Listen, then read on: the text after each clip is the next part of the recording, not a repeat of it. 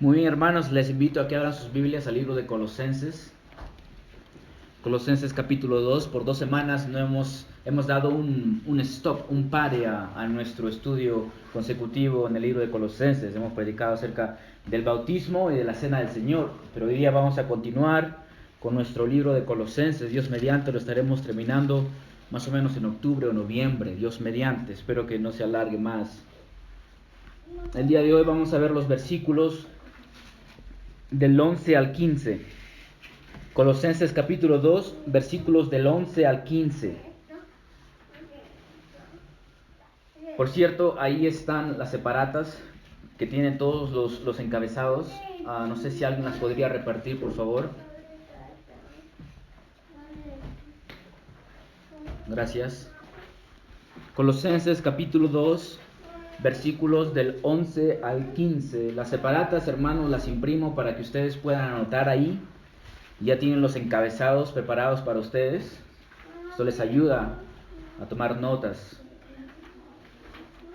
Les animo a que siempre tomen notas. Yo me acuerdo cuando pertenecía a la iglesia allá en Estados Unidos, ellos también hacían lo mismo. Yo tenía un folder lleno de todos los capítulos que ellos predicaban, los versículos. Y esto me ayudaba a mí a poder repasarlo. Colosenses capítulo 2, versículos del 11 al 15. La palabra inerrante de nuestro Señor dice así: también en Él ustedes fueron circuncidados con una circuncisión no hecha por manos, a quitar el cuerpo de la carne mediante la circuncisión de Cristo, habiendo sido sepultados con Él en el bautismo, en el cual también han resucitado con Él por la fe en la acción del poder de Dios que lo resucitó entre los muertos. Versículo 13. Y cuando ustedes estaban muertos en sus delitos y en la incircuncisión de su carne, Dios les dio vida juntamente con Cristo, habiéndonos perdonado todos los delitos, habiendo cancelado el documento de deuda que consistía en decretos contra nosotros y que nos era adverso, y lo ha quitado de en medio, clavándolo en la cruz. Versículo 15. Y habiendo despojado a los poderes y autoridades, hizo de ellos un espectáculo público, triunfando sobre ellos por medio de él. Querida congregación, es el objetivo de Satanás y de los falsos maestros hacernos sentir incompletos espiritualmente hablando. Ellos quieren que entiendas, Satanás quiere poner en tu mente de que te falta algo. Te falta algo para llegar a Dios, te falta algo en tu caminar espiritual. El objetivo es desanimarte. Como dije, este es el objetivo de Satanás y de los falsos maestros. Pero lamentablemente, hermanos, algunos creyentes, sin darse cuenta, actúan como ellos. Les doy un ejemplo. Algunos dicen: ¿ya has sido bautizado en el Espíritu?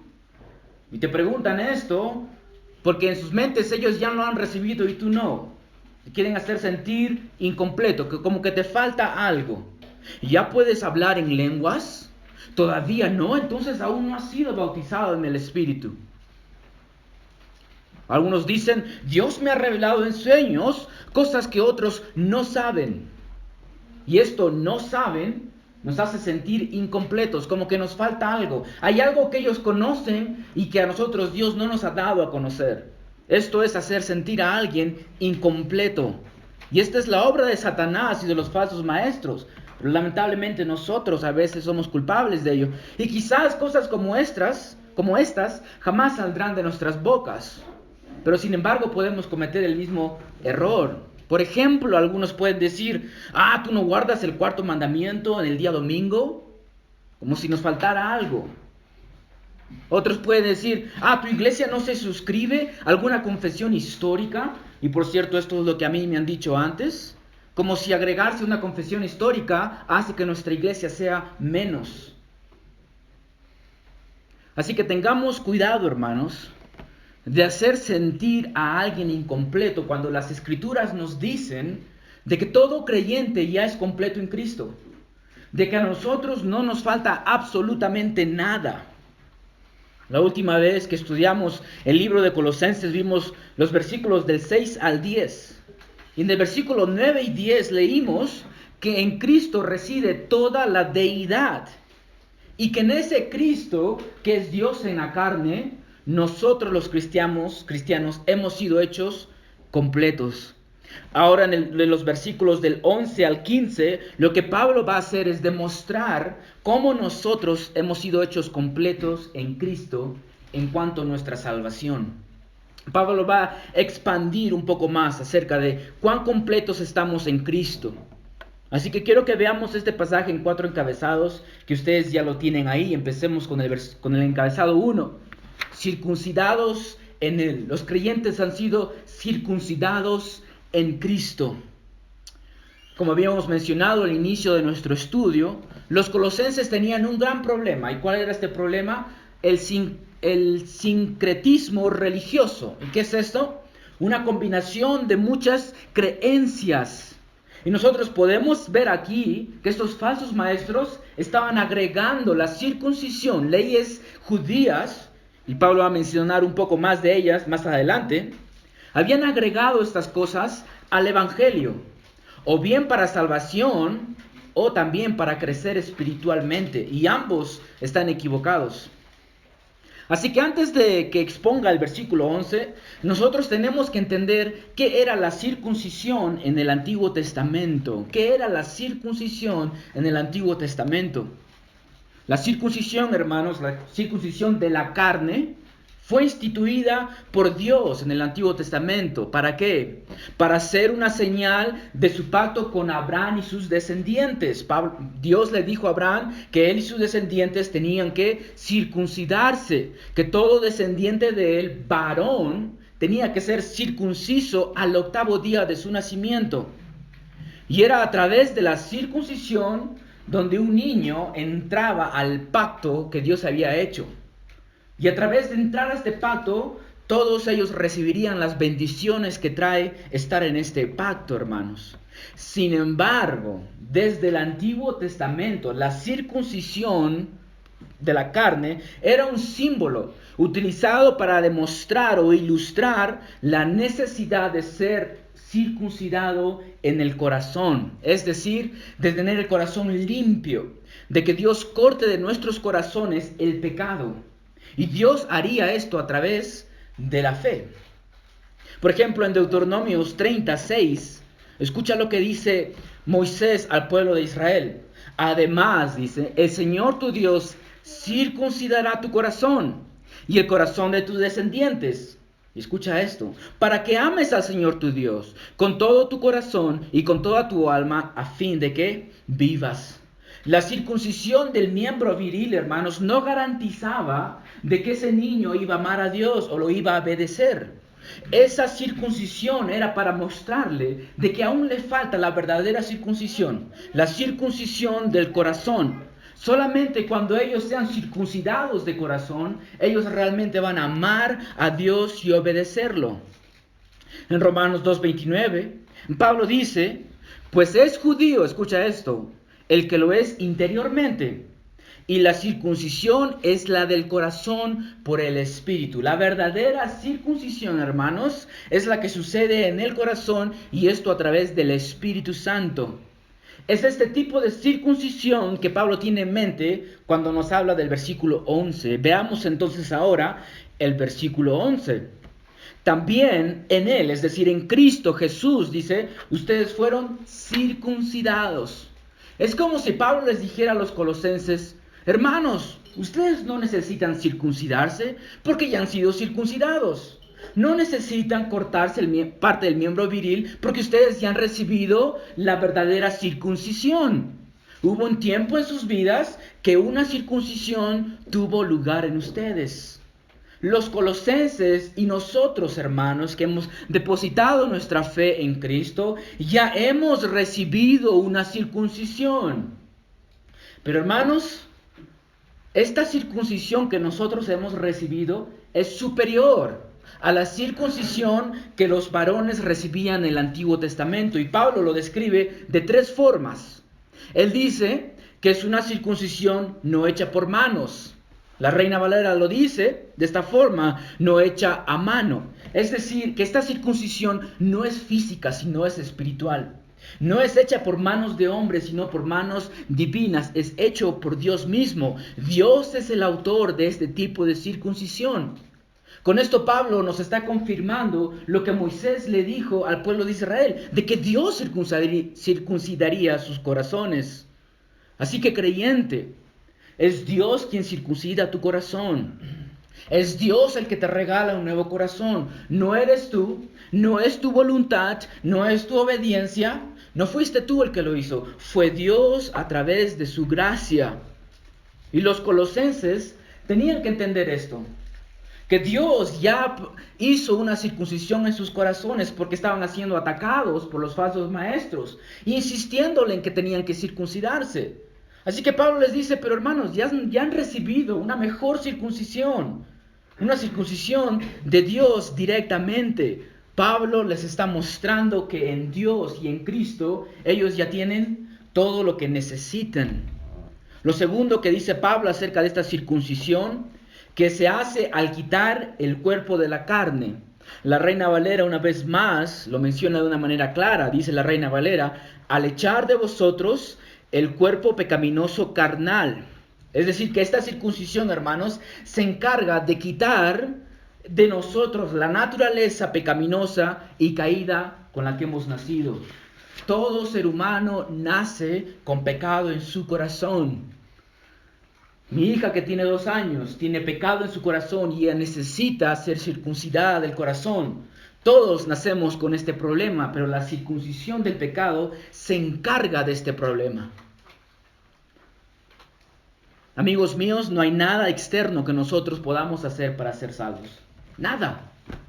Todo lo externo no afecta a lo interno. El hombre necesita un cambio interno. Y solamente Dios es el que hace esto. Nadie puede circuncidar su corazón. Nos podemos circuncidar en la carne todas las veces que queramos. Todo el mundo. Y esto no significa absolutamente nada. Simplemente nos recuerda que aún necesitamos ser circuncidados en el corazón. Así que Pablo nos dice que hemos sido circuncidados en Cristo, pero también nos dice que hemos sido sepultados y resucitados con Él. Así que veamos el segundo encabezado, sepultados y resucitados con Él. Miren el versículo 12. Habiendo sido sepultados con Él en el bautismo, en el cual también han resucitado con Él por la fe en acción del poder de Dios que lo ha resucitado de entre los muertos. Y cuando ustedes estaban muertos en sus delitos y en la incircuncisión de su carne, Dios les dio vida juntamente con Cristo. Pablo nos sigue mostrando la unión que tiene el creyente con Cristo. Y nos dice que así como Cristo ha sido sepultado, tú, hermano mío, has sido sepultado con Él.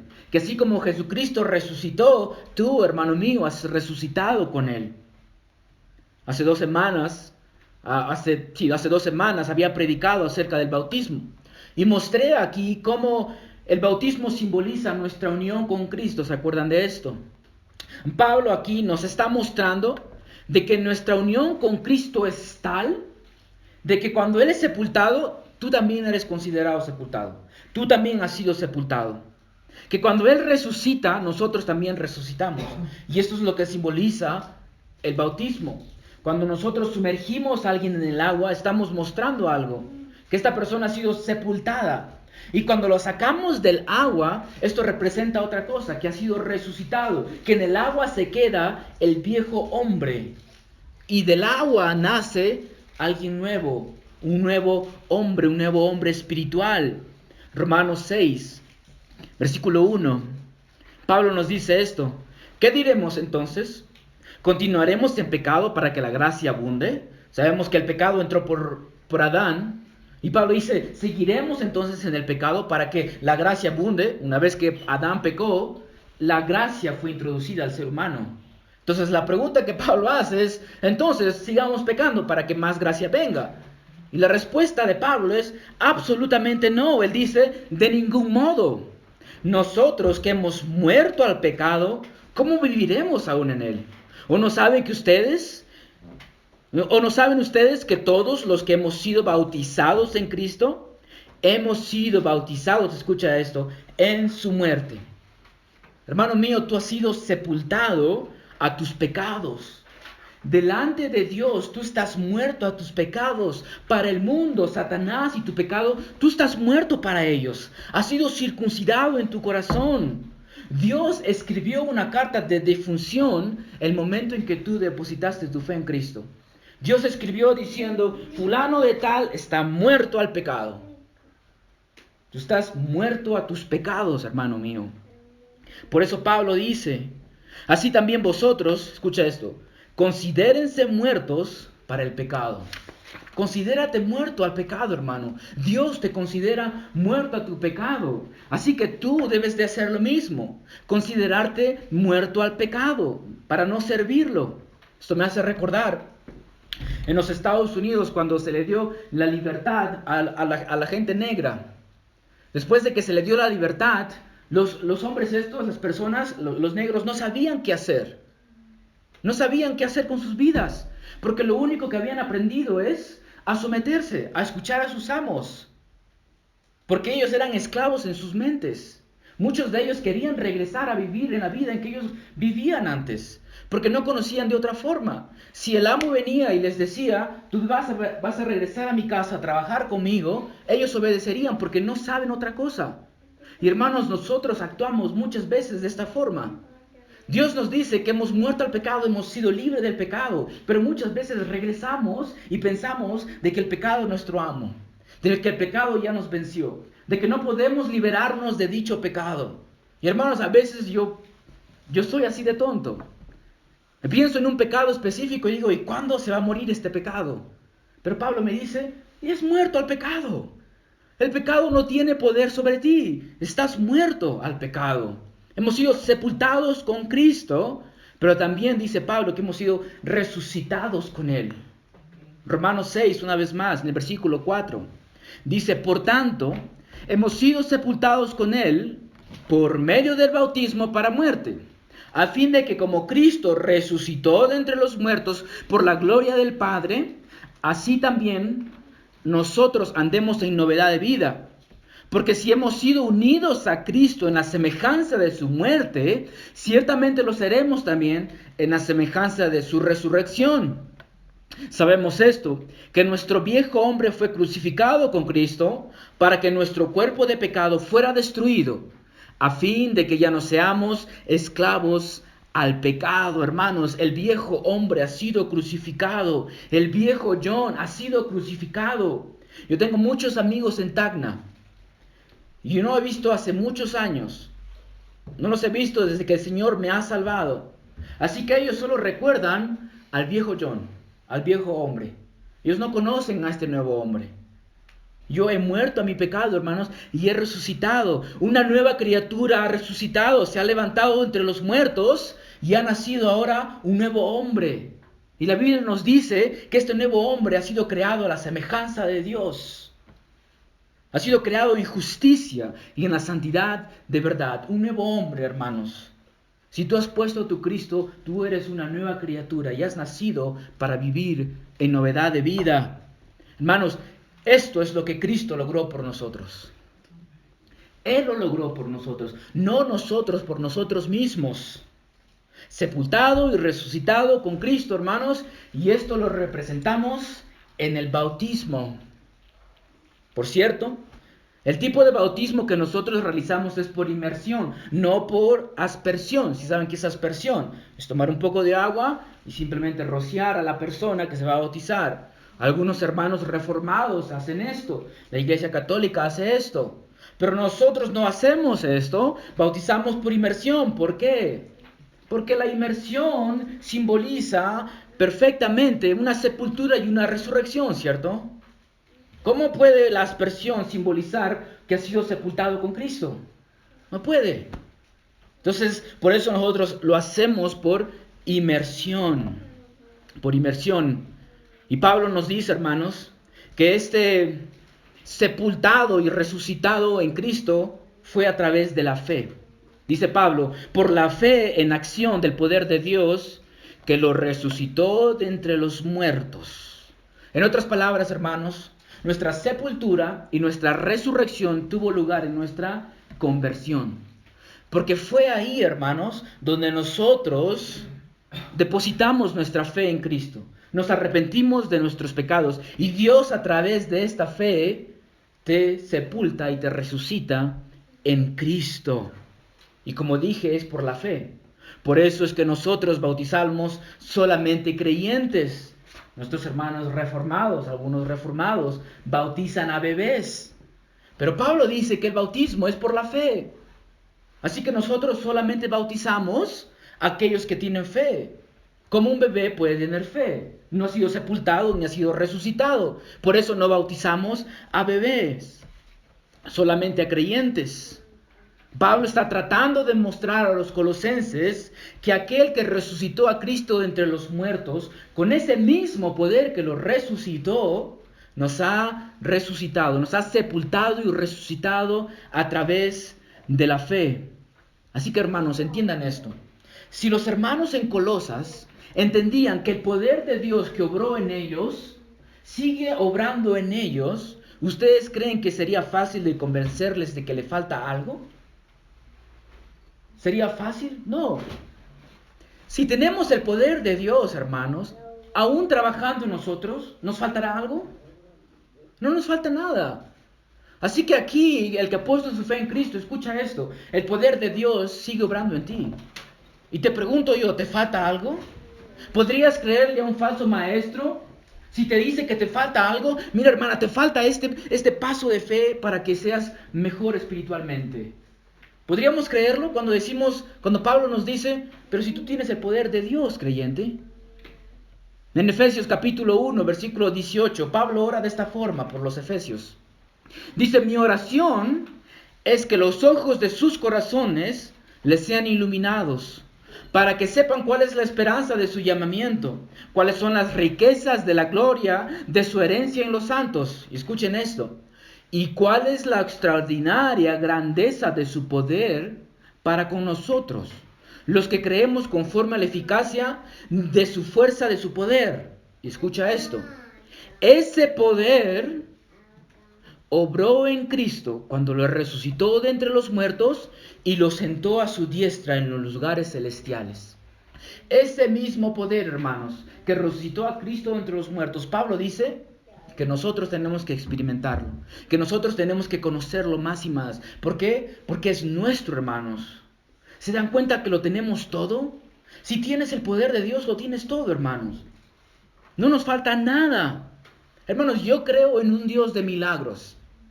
Yo recuerdo una vez hablando con una persona, hace tiempo ya, y me hablaba sobre los milagros, ¿no? De que le hace crecer la pierna el hombre a este hombre, y que le hace aparecer su riñón, y estas cosas.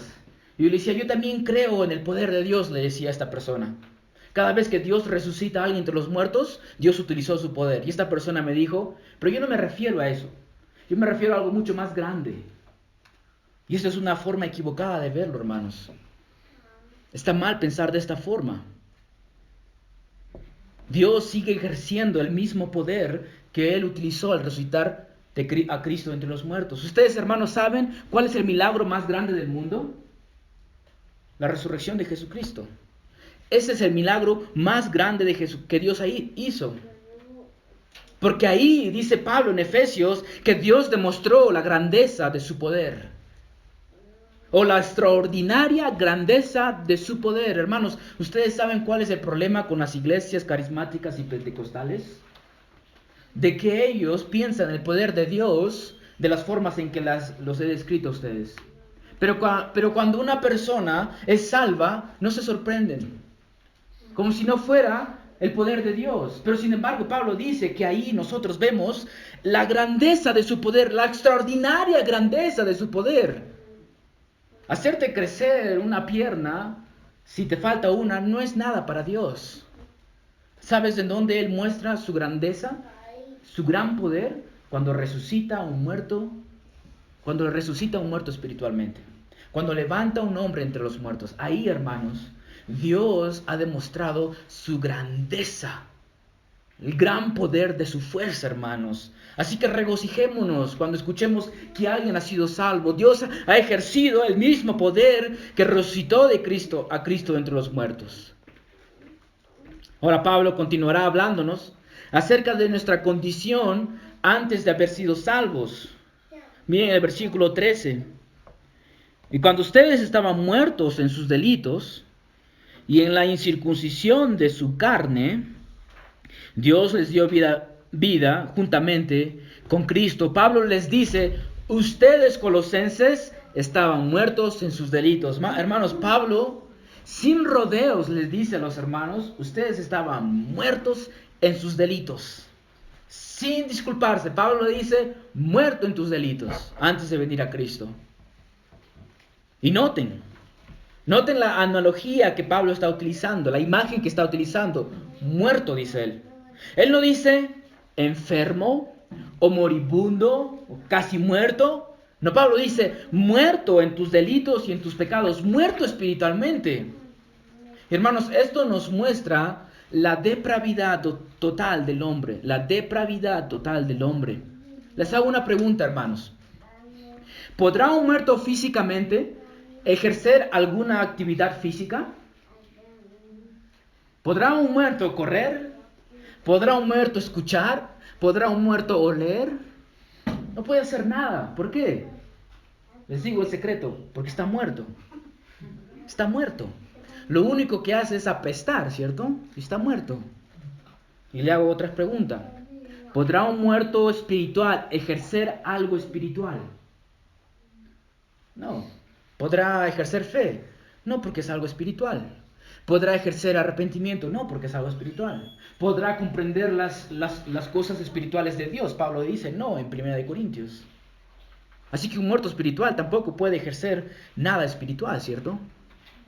Algunos teólogos afirman que el hombre no está totalmente muerto en sus delitos, que aún tiene la capacidad y la libre voluntad de elegir salvación en Cristo, dicen ellos. Según ellos, todos aquí elegimos cooperar o no cooperar con la fe y el arrepentimiento. Según ellos, el Espíritu Santo solo hará nacer de nuevo a aquellos que decidan salvarse. Pero Pablo, hermanos, aquí claramente destruye esta noción. Destruye tal pensamiento. Estar muerto en nuestros delitos, hermanos, implica una inhabilidad espiritual, una incapacidad. ¿Podrá un cojo jugar fútbol si le faltan las dos piernas? Es una incapacidad. De la misma forma, el hombre natural es incapaz de poder salvarse. Me gusta lo que John MacArthur dice aquí. Dice, estar espiritualmente muerto significa estar desprovisto de todo sentido. Ser incapaz de responder a estímulos espirituales de la misma manera que la muerte física supone la incapacidad de responder a estímulos físicos. No podemos hacer absolutamente nada para salvarnos, hermanos. ¿Por qué? Porque estábamos muertos en nuestros pecados. El hombre natural, hermano, entiende esto. Es esclavo a su pecado. La Biblia nos dice que es el hijo de Satanás, que es rebelde hacia Dios, que está ciego a la verdad, que es corrupto, que está ocupado en malas obras, que está viviendo en el dominio de las tinieblas, que es incapaz de salvarse a sí mismo. En otras palabras, hermanos, el ser natural, el hombre natural, está muerto en sus pecados y su voluntad está esclavizada a su naturaleza pecaminosa. Hermanos, un esclavo no tiene libertad, ¿cierto? Un esclavo no puede decidir. ¿Podrá un esclavo decirle a su amo, ¿sabes qué? Yo voy a trabajar solamente los lunes, miércoles y viernes y me vas a pagar el doble cuando trabaje? ¿Podrá hacer eso un esclavo con su amo? No. El esclavo no tiene ningún dicho en su vida. No puede tomar ninguna decisión. Entonces, ¿cómo el hombre puede elegir a Dios si está esclavo a su pecado y el pecado no quiere a Dios? ¿Cómo el hombre puede elegir a Dios si su padre es Satanás? No puede, está esclavizado. El hombre, hermanos, está tan muerto en sus pecados, escucha esto, que aun cuando decide dejar un pecado atrás, a través de su propia fuerza, él peca.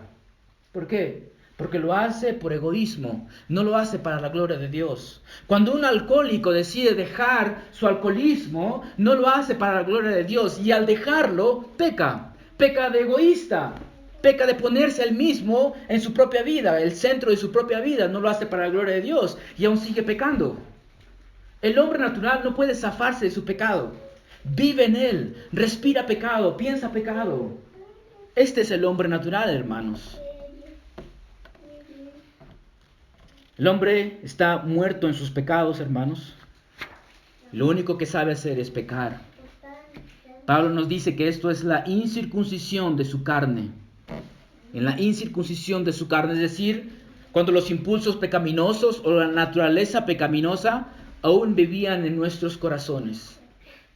Vivir incircunciso en la carne es estar muerto espiritualmente en nuestros delitos y pecados. Ahora, lo que Pablo va a decir a continuación, hermanos, es lo más increíble que un incircunciso en su corazón y un muerto espiritual puede escuchar. Las mejores noticias que un muerto espiritual puede escuchar. Escucha lo que dice Pablo. Y cuando ustedes estaban muertos en sus delitos y en la incircuncisión de su carne, escuchen esto, Dios les dio vida. Dios les dio vida. No fuiste tú, fue la obra soberana de Dios. Dios decidió darte vida eterna.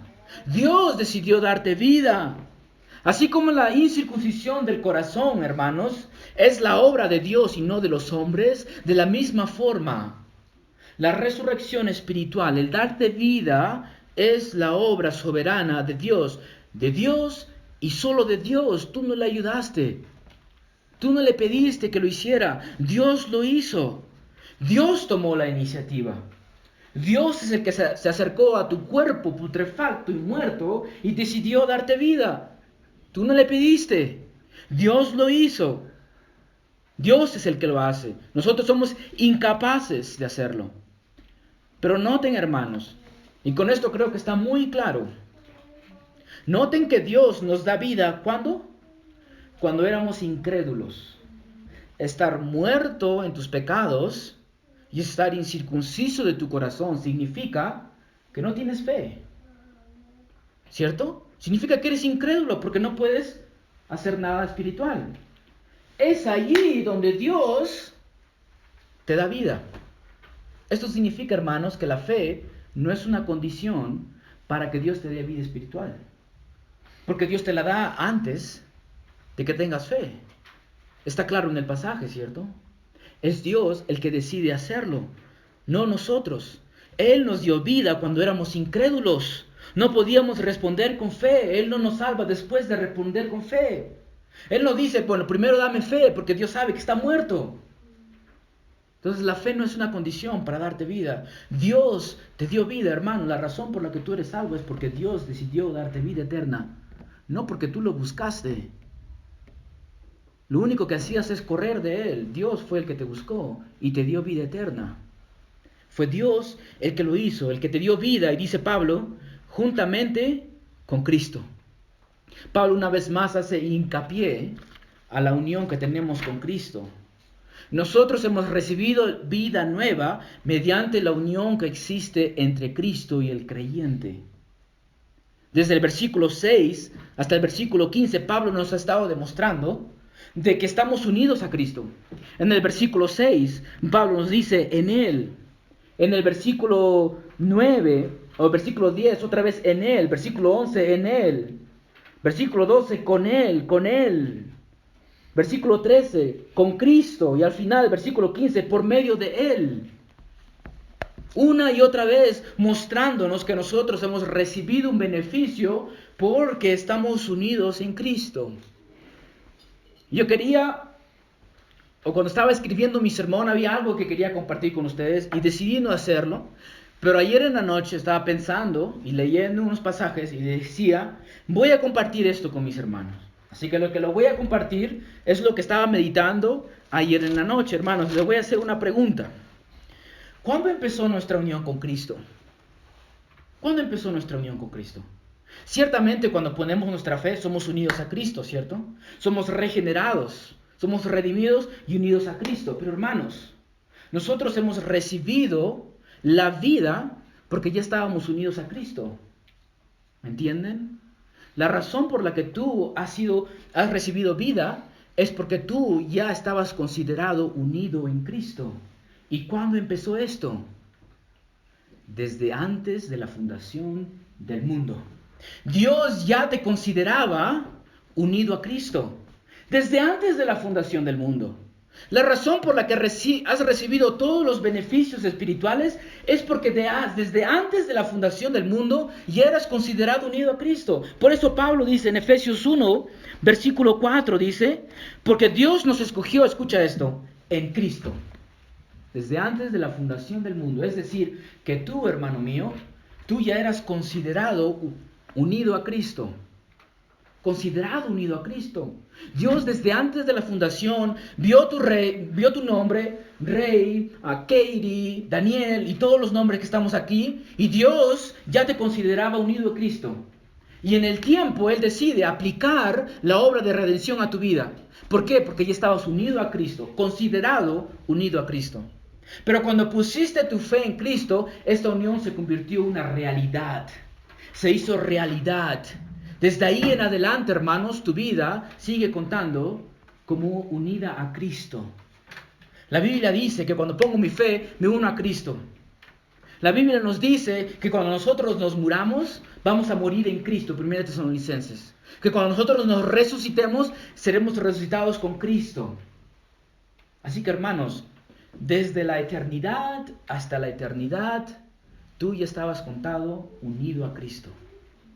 Nosotros no podemos pensar en nuestra unión con Cristo, aparte de pensar que hemos sido unidos desde la eternidad.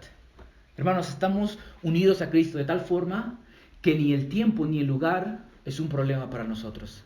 Esta unión sobrepasa el tiempo, sobrepasa los límites. Desde la eternidad hasta la eternidad estamos en Cristo, hermanos. Y ayer yo estaba meditando en esto y decía, entonces, ¿por qué tengo miedo a la muerte? ¿Por qué tengo miedo al pecado si ya estoy unido a Cristo? Desde antes de la fundación del mundo ya había sido unido a Cristo, considerado unido, hasta la eternidad. Hermanos, nuestra salvación ya es segura. La salvación ya es segura. No hay miedo de que al final no lleguemos. Ya está asegurada en Cristo Jesús. Hermanos, esta es la doctrina de la unión con Cristo. Desde antes de la fundación del mundo, considerado unido a Cristo, hermanos. Esto es algo hermoso. Y quería compartirles esto para que sientan el gozo, para que realmente mediten esto en sus casas y realmente se consideren a ustedes unidos a Cristo desde la eternidad hasta la eternidad, hermanos. Así que hasta aquí Pablo nos ha mostrado, hermanos, que hemos sido sepultados y resucitados con Cristo, pero también nos dice él que hemos sido perdonados en él. Versículo 13 y 14. Versículo 13 y 14. Regresemos a Colosenses. Pablo nos dice, habiendo sido perdonados todos los delitos. Habiéndonos perdonado todos los delitos. Noten el cambio de las palabras de Pablo, de ustedes a nosotros. Antes dice, a ustedes les dio vida. Ahora Pablo dice, a nosotros nos ha perdonado. ¿Qué es lo que está haciendo Pablo aquí? Él está escribiendo a gentiles. Él es un judío. Le está mostrando que todo ser humano, hermanos, necesita perdón de Dios. Todo ser humano necesita perdón de todos los delitos. Pablo es muy claro en decirnos cuántos de nuestros pecados han sido perdonados. ¿Cuántos dice él? ¿Una parte? ¿La mitad? ¿Casi todos? Dios habrá dejado un pecado en ti y te habrá dicho, ¿sabes qué? Te perdono todos los pecados menos ese. Ese ya no puedo, ese ya no puedo. Así que tú vas a tener que redimir ese pecado. ¿Habrá dicho eso Dios? No, hermanos. Todos nuestros pecados, la necesidad más grande del hombre es que todos sus pecados sean perdonados. Y hermanos, nuestro perdón es gratuito. ¿Has pagado para que tú seas salvo? No hiciste nada. Es gratuito, es completo. Todos los pecados. Desde que naces hasta que mueres, todos esos pecados ya han sido pagados. Pagados por Cristo. Y definitivo, una vez que eres perdonado, Dios nos dice, ups, me equivoqué. No debía haberte perdonado. No, hermanos. Es gratuito, completo y definitivo. Todos nuestros pecados pagados. Y hermanos, aquel que piense que esto es una libertad para pecar, está entendiendo mal la gracia del Señor. Porque algunos lo toman de esta forma. Diles que ya han sido perdonados todos sus pecados. ¿Y qué te dicen? O sea, voy a ir a pecar otra vez. Yo me acuerdo hablando con un hermano así. Le decía, ya hemos sido justificados, hermano, le decía. Perdonados todos nuestros pecados. Entonces vas a regresar a pecar, me dice. Le digo, pero por supuesto que no. ¿Qué creyente piensa de esa forma? Si alguien piensa de esa forma, no ha entendido la gracia de Dios o la gracia de Dios aún no está en él. El creyente cuando escucha esto, hermanos, se regocija, ¿cierto?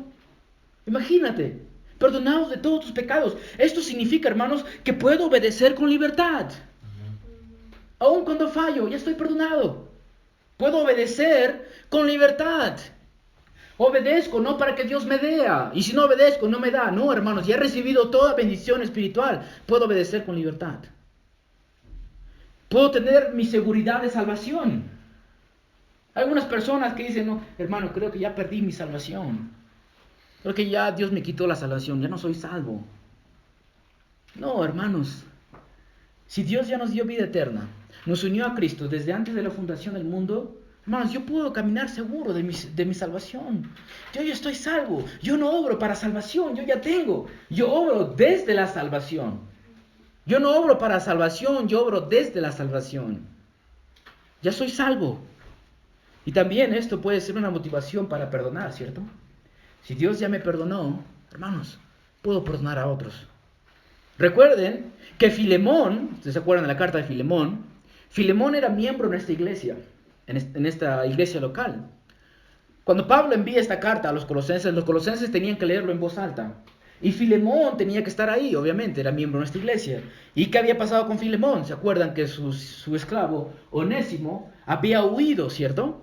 Y por la providencia del Señor, escucha a Pablo predicar y se convierte. Y Pablo lo regresa de nuevo a su amo con una carta, diciéndole a Filemón que lo perdone por lo que ha hecho. Que ya no lo cuente como esclavo, que lo cuente como hermano. Ahora imagínense, hermanos, que Filemón está ahí escuchando esta prédica, o escuchando esta carta leída, que hemos sido perdonados en Cristo. Pablo me ha mandado una carta diciendo que perdone a mi hermano.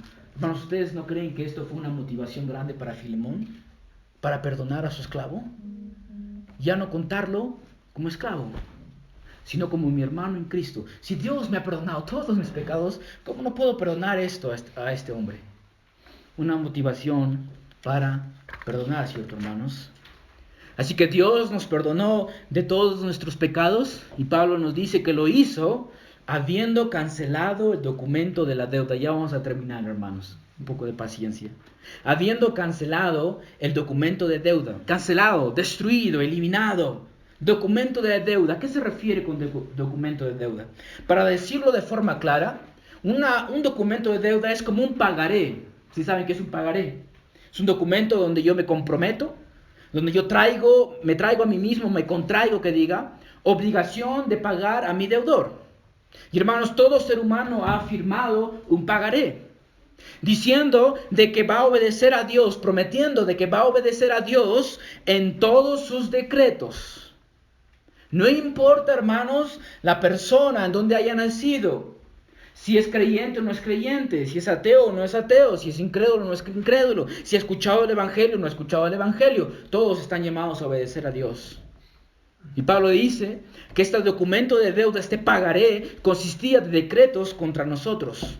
La palabra decretos aquí es utilizada en el Nuevo Testamento para referirse a los decretos emitidos por los reyes. En Romanos 1, de 28 al 31, Pablo nos da una lista de muchos pecados que el ser humano comete. Y al final, en el versículo 32, esto es lo que él dice. Ellos, es decir, los hombres, aunque conocen el decreto de Dios, que los que practican tales cosas son dignos de muerte, no solo las hacen, sino que también dan su aprobación a los que la practican. Todo hombre, hermanos, conoce el decreto de Dios, de que debe vivir una vida santa. Todo hombre conoce el bien y el mal, no importa en dónde esté. Si está en el África, esta persona sabe que está mal matar. Si está en China, sabe que está mal mentir. Todo hombre conoce esto, pero todos se rebelaron a sabiendas. Se rebelaron flagrantemente en contra de Dios. Todos han pecado, hermanos. Todos nos hemos rebelado. Así que este documento, este pagaré, hermanos, está en contra de nosotros, por haber fallado en guardar los decretos de Dios. Cada ser humano tiene un pagaré donde dice, me comprometo a guardar todo lo que Dios me dice, pero ninguno ha obedecido, y ahora Dios toma ese decreto y dice, serás condenado porque no obedeciste. Por eso Pablo dice que es adverso a nosotros. Eso significa que este documento es suficiente para condenarnos y enviarnos al infierno. Todo incrédulo, hermano, es un deudor de Dios. Todos, sin excepción. Todos tienen una deuda que pagarle al juez justo. Y si no se paga, es enviado al infierno. Muchas veces cuando vamos a predicar el Evangelio los sábados, yo le pregunto a las personas, ¿no? Le muestro el Evangelio, le muestro que han pecado contra Dios. Y les digo, amigo, ¿qué vas a hacer para que el juez justo perdone tus pecados? Y casi siempre la gente dice, ¿no? Bueno, voy a empezar a ir a la iglesia. Voy a dejar de hacer cosas malas, dicen. Voy a empezar a obedecer los 10 mandamientos. Voy a empezar a leer la Biblia, dicen ellos. Y siempre mi respuesta es, amigo mío, el juez justo no podría perdonarte en base a eso. Así que tienes dos opciones. O lo pagas tú yendo al infierno, o alguien más lo puede pagar. Y casi siempre me dicen, ¿y quién lo puede pagar? Me dicen. Y Pablo nos dice, habiendo cancelado el documento de deuda que consistía en decretos contra nosotros y que nos era adverso, y lo ha quitado de en medio, clavándolo en la cruz. Quitado de en medio. Esta palabra, hermanos, es una sola palabra en el griego, y literalmente significa quitar frotando. Así como cuando borras una pizarra, ¿no? Lo borras frotando, ¿cierto? Lo quitas frotando. En los tiempos de Pablo la gente escribía en papiros, que era una especie de papel, parecido al papel. También escribían sobre pieles de animales. Y la tinta con que ellos escribían no contenía ácido. Así que hacía que la tinta solo se quedara en la superficie del papel. No penetraba. Entonces, ¿qué hacía el escriba? Si quería reutilizar el papiro o la piel, lo único que hacía es frotar con su dedo y se desaparecía la tinta porque no contenía ácido. Esto es lo que Pablo está diciendo. Pablo está diciendo que Dios borró por completo nuestra deuda. Esto significa, hermanos, que ya no tenemos deuda. Ya no eres un deudor. Felicitaciones, has pagado tus deudas. Regocíjate en Cristo. Cristo ha sido el que ha pagado tus deudas. ¿Cómo hizo Dios para perdonarte? No simplemente pretendiendo que ya no existía. No simplemente dependiendo en su misericordia. No simplemente diciéndote, no te preocupes, yo soy un Dios de amor, así que voy a pasar por alto tus deudas. Así no perdona Dios, hermanos. ¿Sabes cómo lo hizo? Clavándolo en la cruz. Es decir, que cuando Cristo muere en la cruz, nosotros, nuestras deudas, pagados por completo, hermanos. Cristo paga y satisface todas las demandas que ese pagaré pedía. Así que Cristo viene y dice, yo voy a pagar por ese pagaré que está en contra de ese hombre. Así que Jesucristo lo toma y Dios lo castiga en la cruz. Dios lo mata a su Hijo, derrama su justicia sobre su Hijo. ¿Para qué? Para que paguemos por completo todas nuestras deudas. ¿Dios perdona? Sí, hermanos, perdona. Por eso Isaías 43:25 dice, yo soy el que borro tus transgresiones por amor a mí mismo, y no recordaré tus pecados. ¿Dios perdona? Sí perdona, pero jamás, hermanos, a costa de su justicia. Jamás. Él es justo y también misericordioso, y Cristo fue el que pagó y satisfizo todas las demandas de la justicia de Dios. Hermanos, ¿se dan cuenta de las riquezas que tenemos en Cristo? Hasta aquí es demasiado lo que hemos recibido, ¿cierto? Pero Pablo continúa, como si fuera poco. Él te dice, espérate, falta algo más, Colosenses. Has triunfado en Cristo. Veamos el último encabezado. Triunfantes en Él, versículo 15. Habiendo despojado a los poderes y autoridades. Despojado aquí literalmente significa desnudado. Cristo mostró la vergüenza de Satanás y sus espíritus. Poderes y autoridades se refieren a los ángeles caídos aquí. Y Pablo dice, e hizo de ellos un espectáculo público, triunfando sobre ellos por medio de él. Pablo aquí nos presenta en palabras una escena de su tiempo de él. ¿Okay? En el tiempo de él, un general romano, ¿qué hacía después de haber obtenido una victoria? Exhibía en un desfile público a todos aquellos que él había derrotado por las calles de Roma. Ustedes han visto estas películas, ¿no? Cuando vencen en un lugar y toman a todos rehenes y van por su ciudad, ¿cierto? Y toda la gente puede ver a quienes ha derrotado. Esto es lo que Jesucristo hizo, hermanos. Tomó a Satanás y a todos sus demonios y los pasó por el cielo, digamos, o a través de nosotros espiritualmente hablando, mostrándonos que ellos es su botín de guerra, que Jesucristo ha ganado. Dios, hermanos, le dio la última estocada a Satanás en la muerte de Cristo. Fue Cristo lo que Dios utilizó para matar, para destruir a Satanás una vez y para siempre. El propósito de Satanás, ¿cuál es, hermanos? Es detener la obra de redención. Pero Pablo nos dice que Dios lo ha destruido. No va a engañar a las naciones. Apocalipsis 20. Juan nos dice ahí que Satanás está encadenado y no puede engañar a las naciones. Esto, hermanos, es gracias a lo que Cristo hizo.